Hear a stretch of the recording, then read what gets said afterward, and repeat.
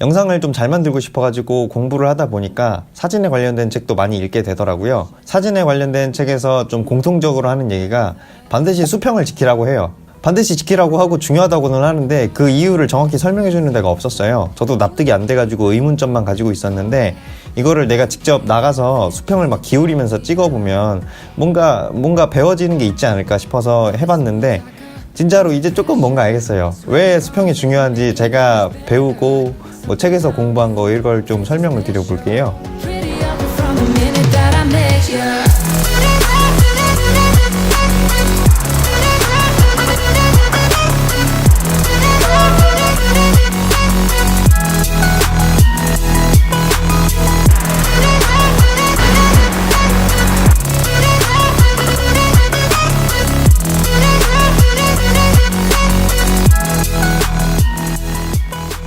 제가 공부를 해보니까 이 수평을 왜 지켜야 되는지 세 가지로 설명을 드릴 수 있을 것 같아요. 첫 번째는 자연에서 발견할 수 있는 수평 성분의 의미고, 두 번째는 제가 직접 느낀 거, 직접 돌아다니면서 찍으면서 느낀 거고, 세 번째는 그걸 비교해서 사진으로 보여드릴 거예요.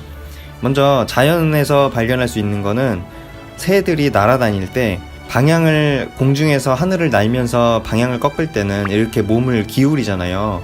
근데 신기하게도 그 눈 두 개는 그 수평을 항상 유지하고 있거든요. 이게 말하자면 자연의 법칙? 자연에서 볼 수 있는 자연스러운 현상이거든요. 세상을 똑바로 보고 날아가야 자기가 어디로 가는지 정확히 알 수 있으니까 아무리 몸이 비틀어져도 눈은 수평을 이루고 있다. 이게 제일 자연스러운 거다.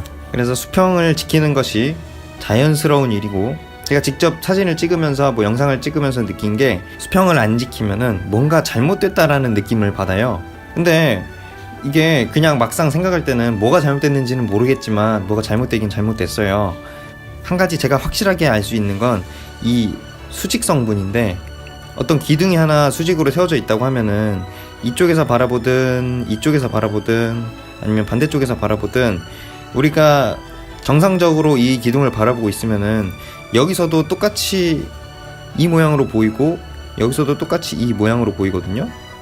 여기서는 뭐 당연히 이렇게 보이고, 근데 만약에 어떤 건물이 이렇게 있을 때 우리가 정면에서 볼 때는 이렇게 보이는데 이쪽에서 바라볼 때랑 이쪽에서 바라볼 때랑 어떻게 달라지냐면은 여기서 바라볼 때는 이렇게 보여서 여기서는 수평 성분이 이렇게 일자인데 바라보는 자리가 위치가 바뀌니까 수평 성분이 이렇게 기울어지게 되는 거예요. 수평 성분은 보는 위치에 따라서 계속 이 각도가 바뀌고, 만약에 이렇게 보는 위치가 바뀌더라도 수직 성분은 항상 이렇게 일자예요. 마찬가지로 2번에서 바라볼 때도 이렇게 수직 성분은 그대로고 수평 성분은 계속 바뀐다.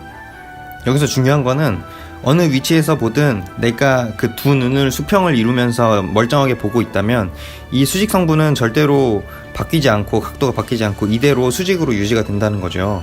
이거를 제가 직접 사진을 찍어서 가져온 게 바로 이건데, 이걸 가지고 비교를 해드릴게요.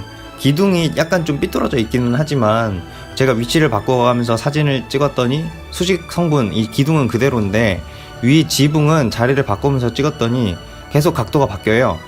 이게 건물 하나에 얼마나 많은 수직 성분과 수평 성분이 있는데 이게 다 합쳐지면은 뭔가 잘못됐다는 느낌을 받는 거죠. 수평을 안 지키면. 그래서 정리를 하자면 자연의 그 자연스러운 모습을 가지고 뭔가 예술적인 사진을 찍고 싶을 때 뭔가 잘못됐다는 거를 표현하고 싶지 않은 이상, 자연스러운 걸 표현하고 싶은 이상 반드시 수평을 지켜야 되고, 우리가 발견할 수 있는 이런 수직 성분들, 기둥이나 뭐 건물 모서리나 이런 부분은 꼭 지켜져야 되는 부분 중에 하나다.